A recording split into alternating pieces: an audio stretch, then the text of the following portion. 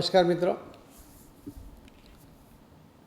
આવતીકાલથી ગુજરાત રાજ્યમાં 10મા અને 12મા ધોરણની પરીક્ષા શરૂ થઈ રહી છે.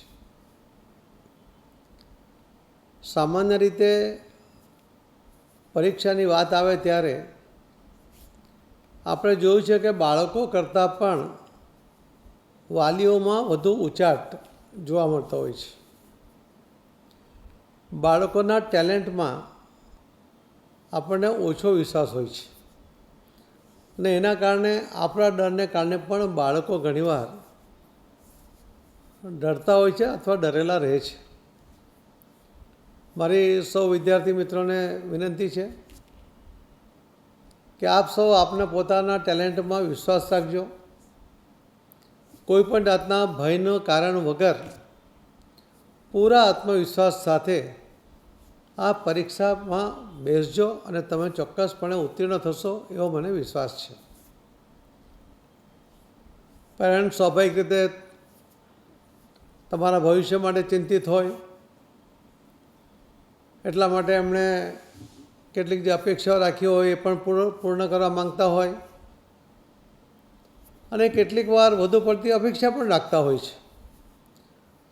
પરંતુ આ બધો બાળકોના ભવિષ્યને નુકસાન કરે છે એ વાત પણ પેરેન્ટ્સોએ સમજવી જોઈએ.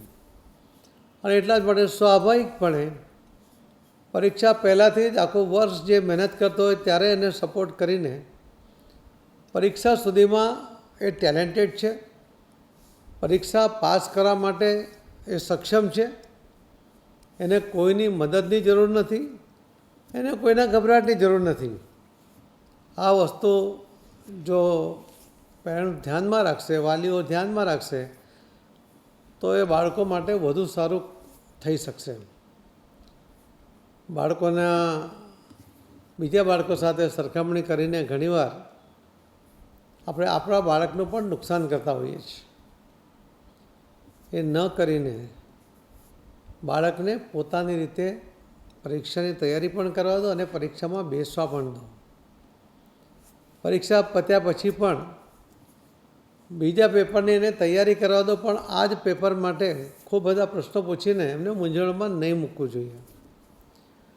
મને વિશ્વાસ છે કે ગુજરાત પ્રદેશના સૌ વિદ્યાર્થી ભાઈ બહેનો, દીકરાઓ દીકરીઓ એ જ્યારે આવતીકાલથી શરૂ થનારી પરીક્ષામાં બેસશે તો એક વિશ્વાસ સાથે, એક આત્મવિશ્વાસ સાથે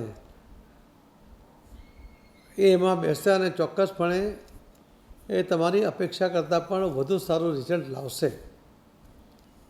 આજના દિવસે હું આવતીકાલની આપને ખૂબ ખૂબ શુભેચ્છા પણ પાઠવું છું અને તમને જેટલો વિશ્વાસ છે એના કરતાં વધુ મને વિશ્વાસ છે કે તમારી ટેલેન્ટને કોઈ રોકી ન શકે, તમારા આત્મવિશ્વાસને કોઈ ડગાવી ન શકે અને ખૂબ સહજતાથી, ખૂબ સરસ રીતે તમે આ પરીક્ષા આપી શકશો અને એમાં તમારી અપેક્ષા કરતાં વધુ સારું રિઝલ્ટ પણ તમે લાવી શકશો.